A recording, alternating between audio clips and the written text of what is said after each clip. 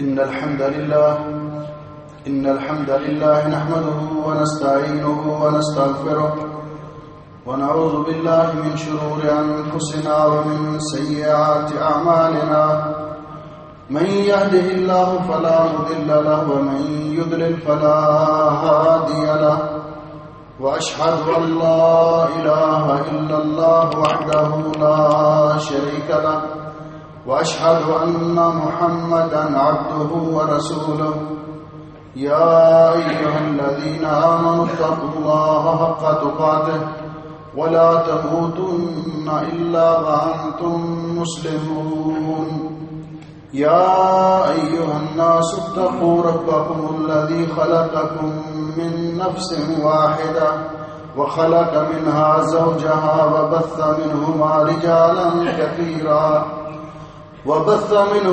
رجالا كثيرا ونساء واتقوا الله الذي تساءلون به والأرحام إن الله كان عليكم رقيبا يا أيها الذين آمنوا اتقوا الله وقولوا قولا سديدا يصلح لكم أعمالكم ويغفر لكم ذنوبكم ومن يطع الله ورسوله فقد فاز فوزا عظيما اللهم صل على محمد وعلى آل محمد كما صليت على إبراهيم وعلى آل إبراهيم إنك حميد مجيد اللهم بارك على محمد وعلى آل محمد كما باركت على إبراهيم وعلى آل إبراهيم إنك حميد مجيد أما بعد فيا أيها الناس إن خير الحديث كتاب الله وخير الهدي هدي محمد صلى الله عليه وسلم وشر الأمور محدثاتها وكل محدثة بدعة وكل بدعة ضلالة وكل ضلالة في النار. قابل سعادت احترام بزرگوں اور بھائیوں، واجب الاحترام ماں اور بہنوں،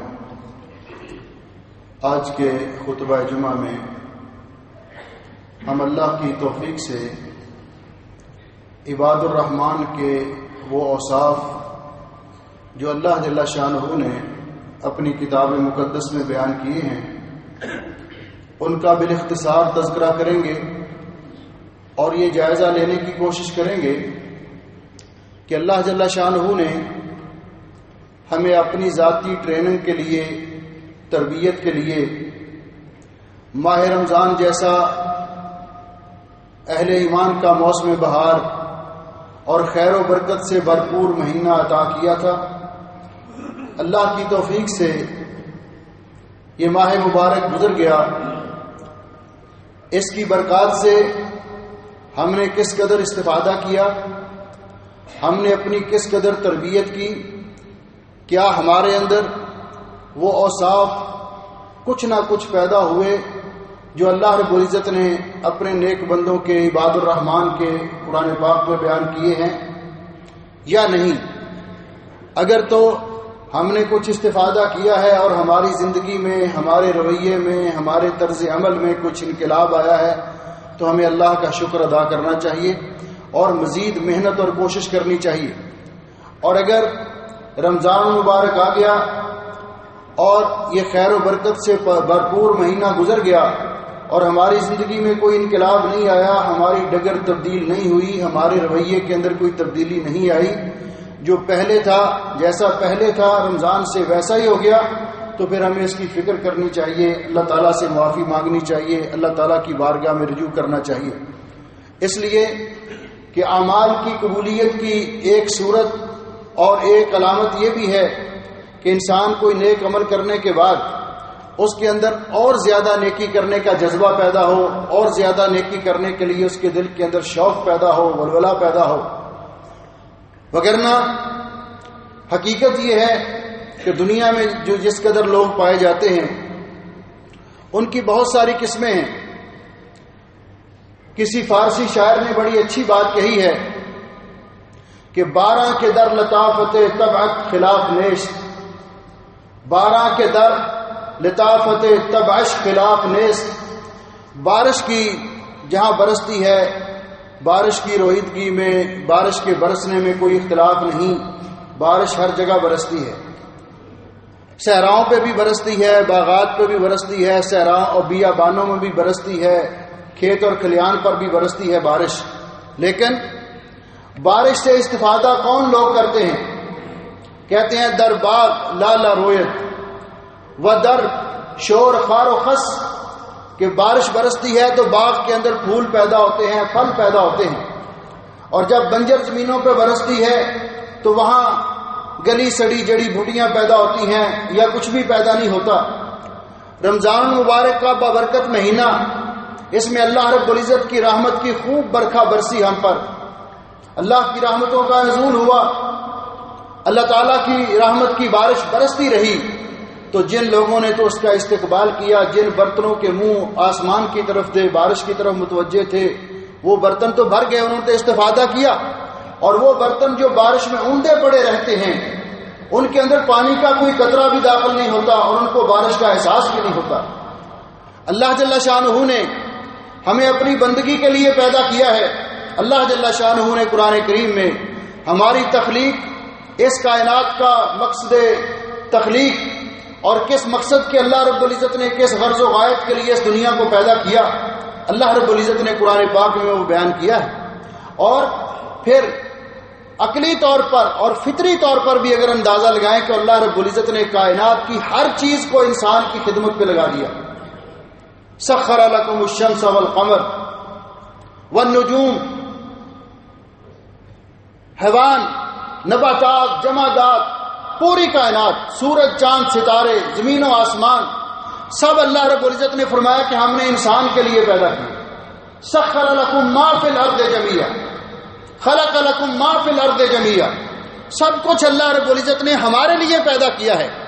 جس مالک نے ہمیں اتنے انعامات سے نوازا ہے اور ساری کائنات کو ہماری خدمت پر لگا دیا ہوا ہے، تو کبھی ہم نے سوچا کہ آخر ہماری تخلیق کا بھی کوئی مقصد ہے؟ اور اللہ رب العزت نے فرمایا ہے افحسبتم انما خلقناکم عبثا وانکم الینا لا ترجعون، کیا تم یہ سمجھ بیٹھے ہو کہ ہم نے آپ کو بیکار پیدا کیا، بے مقصد پیدا کیا؟ اور کیا تمہارا یہ ذہن ہے کہ تم پلٹ کر ہمارے پاس نہیں آؤ گے؟ جب ساری کائنات اللہ رب العزت نے کسی مقصد کے لیے پیدا کی ہے، انسان کے لیے پیدا کی ہے، انسان کی خدمت کے لیے پیدا کی ہے، تو انسان کو بھی تو اللہ رب العزت نے کسی مقصد کے لیے پیدا کیا ہے. اور وہ مقصد اللہ جل شانہ نے خود اپنی کتاب مقدس میں بیان کیا. اللہ جل شانہ کا ارشاد ہے وَمَا خَلَقْتُ الْجِنَّ وَالْإِنسَ إِلَّا لِيَعْبُدُونَ، ہم نے جنوں اور انسانوں کو، جن و انس کو صرف اپنی عبادت کے لیے پیدا کیا. اس لیے بندہ کہلا ہی تب سکتا ہے جب وہ اللہ تعالیٰ کی بندگی کرے.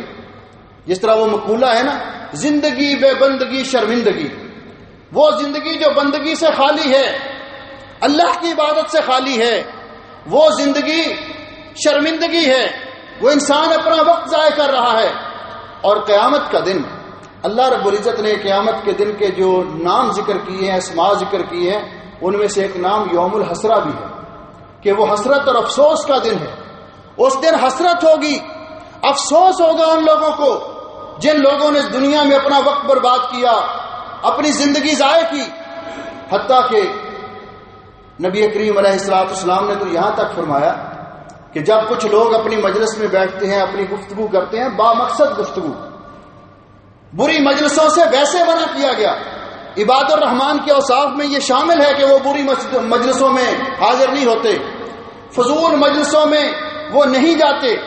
لیکن جو با مقصد مجلس قائم ہوتی ہے، با مقصد لوگ بیٹھتے ہیں کسی گفتگو کے لیے، تو آپ نے فرمایا اس پوری مجلس میں مسلمان بیٹھے ہیں اپنی گفتگو کے لیے، کسی مشورے کے لیے، کسی با مقصد بات چیت کے لیے، لم یذکر اللہ فی، پوری مجلس میں اللہ کا نام بھی نہیں آیا، اللہ تعالیٰ کا نام بھی نہیں لیتے. ولم یصلوا علی نبیہم، اور نبی پاک صلی اللہ علیہ وسلم پر پوری مجلس میں ایک مرتبہ بھی درود نہیں پڑھتے. آپ نے فرمایا الا کانت علیہم حسرۃ یوم القیامہ، یہ مجلس ان کے لیے حسرت اور افسوس کا باعث بن جائے. ہم نے وقت برباد کر دیا، ہم نے وقت ضائع کیا. مسلمانوں کی مجلس ہو، اس میں اللہ تعالیٰ کا ذکر خیر نہ آئے، رسول اکرم صلی اللہ علیہ وسلم کی ذات اقدس پر درود نہ پڑھا جائے تو بیکار ہے وہ مجلس. نبی کریم علیہ الصلوۃ والسلام نے بہت ساری باتوں سے ڈرایا، اور اللہ رب العزت نے اس دن کو یوم الحسرہ کہا، حسرت کا دن اور افسوس کا دن. اگر زندگی ویسے ہی بیکار گزار کے چلے گئے، زندگی کھیل تماشے کے لیے نہیں، کھیل کود کے لیے نہیں، اللے تللوں کے لیے نہیں، آوارگی کے لیے نہیں. ہم مسلمان ہیں، ہم نے کلمہ پڑھا ہے لا الہ الا اللہ محمد رسول اللہ.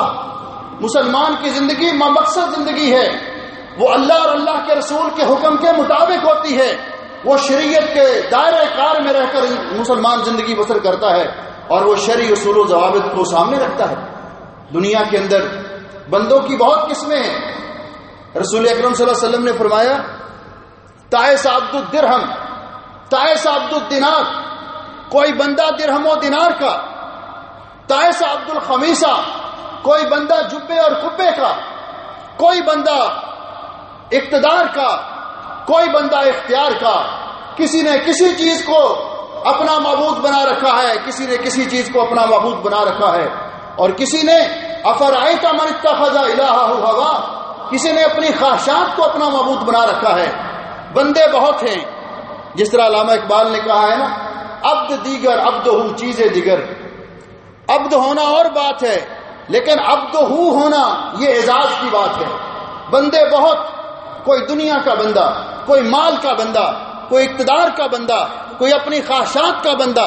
لیکن اللہ رب العزت کو جو بندہ عزیز ہے وہ عبد ہے، جو اللہ کا بندہ ہے. عبد چیزیں عبد دیگر عبد ہو چیزیں دیگر، او سراپا انتظار ہی منتظر.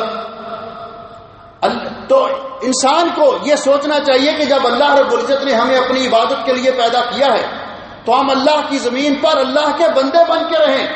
اور اسلام کی غرض و غایت بھی یہی ہے. آپ نے سفیر اسلام جو کسرا کے دربار میں گیا اور انہوں نے پوچھا اس سے کہ آخر آپ کا مقصد کیا ہے؟ آپ دنیا میں لوگوں کے ساتھ جہاد کرتے ہیں، آپ نکلے ہیں گھر سے اپنے دین کو پھیلانے کے لیے، آپ چاہتے کیا ہیں؟ تو انہوں نے کہا کہ ہمارا ایک ہی مقصد ہے کہ اللہ کے بندوں کو بندوں کی بندگی سے نکال کر اللہ کی بندگی پر لگائیں، اللہ کے بندوں کو بندوں کی غلامی سے نکال کر اللہ کی بندگی پہ لگائیں، اللہ کے بندوں کو دنیا کی تنگیوں سے نکال کر آخرت کی وسعتوں کی طرف لے جائیں، اللہ کے بندوں کو دنیا اور آخرت میں کامیابی اور کامرانی کا گر سکھائیں. یہ اسلام کا مقصد ہے. اگر اس دنیا میں رہ کر انسان اس مقصد کے لیے محنت اور کوشش کرتا ہے تو یہ لوگ اللہ رب العزت کے محبوب بندے ہیں. ایسے بندوں کو اللہ رب العزت نے یہ شرف بخشا ہے. قرآن کریم میں اللہ رب العزت نے عباد الرحمان کہہ کر مخاطب کیا ہے. اب ان کے جو اوصاف بیان کیے ہیں ہم ان اوصاف پہ ایک نگاہ ڈالتے ہیں. اللہ جل شانہ نے اپنے بندوں کا، یہ سورہ الفرقان ہے اور اس کی آخری آیات مبارکہ ہیں، اللہ جل شانہ اس میں اپنے بندوں کے اوصاف بیان کرتے ہوئے فرماتے ہیں، ارشاد فرماتے ہیں وَعِبَادُ الرَّحْمَنِ الَّذِينَ يَمْشُونَ عَلَى الْأَرْضِ هَوْنًا.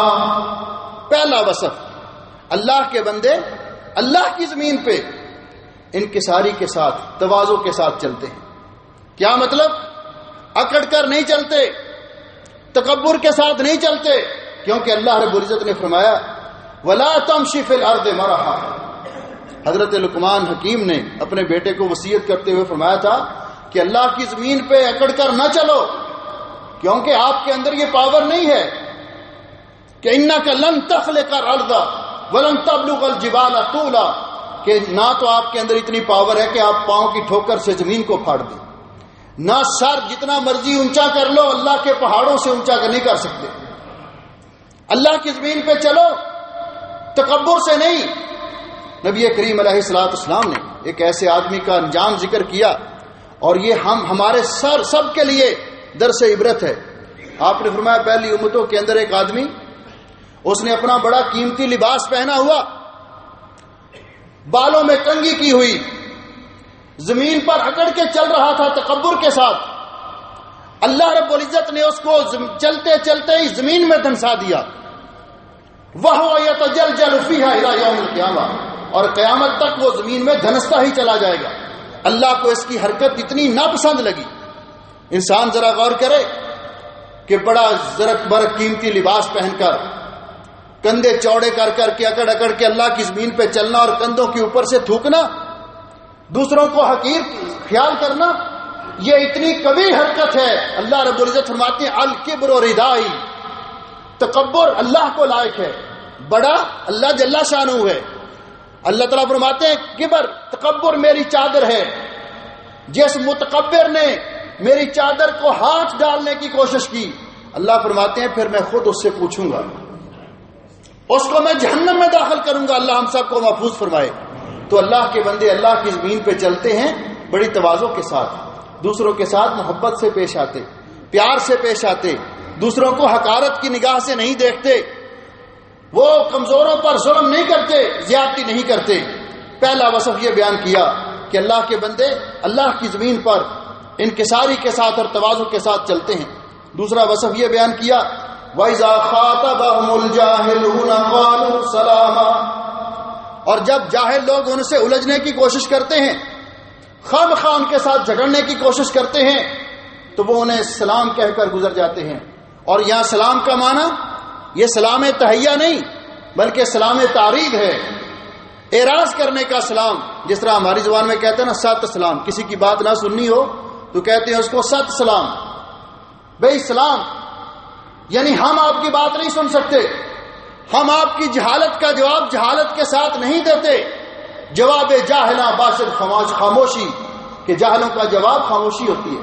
وہ تو بےہودگی کرتا جائے گا، وہ تو بد زبانی کرتا جائے گا اپنی جہالت کی بنیاد پر، اپنے کم علم ہونے کی بنیاد پر، کم عقل ہونے کی بنیاد پر. لیکن دانا لوگ، عقل مند لوگ وہ جاہلوں کے ساتھ الجھا نہیں کرتے، وہ اپنا سفر جاری رکھتے ہیں، اور وہ الجھنا بھی چاہیں تو معذرت کر کے ان کے پاس سے گزر جاتے ہیں. یہ دوسرا وصف بیان کیا. تیسرا وصف یہ بیان کیا کہ اللہ جل شانہ کے بندوں کے اوصاف ہیں والذین یبیتون لربہم سجدا وقیاما، ان کی راتیں غفلت میں نہیں گزرتی، ان کی راتیں اللہ رب العزت کی بارگاہ میں قیام کی حالت میں، سجدے کی حالت میں گزرتی ہیں. وہ راتوں کو اٹھتے ہیں اور نماز تہجد ادا کرتے ہیں.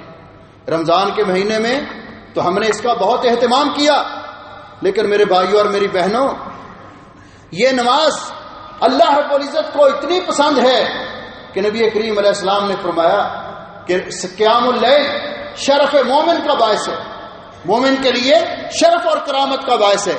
اور رسول اکرم صلی اللہ علیہ وسلم نے فرمایا کہ نماز تہجد کے اندر، قیام اللیل کے اندر اللہ تعالیٰ نے 5 فائدے رکھے.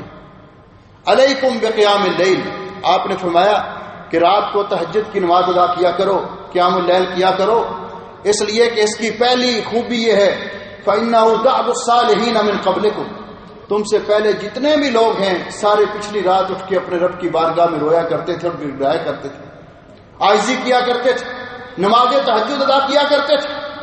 اِنَّهُ دَعْبُ الصَّالِحِينَ مِن قَبْلِكُمْ.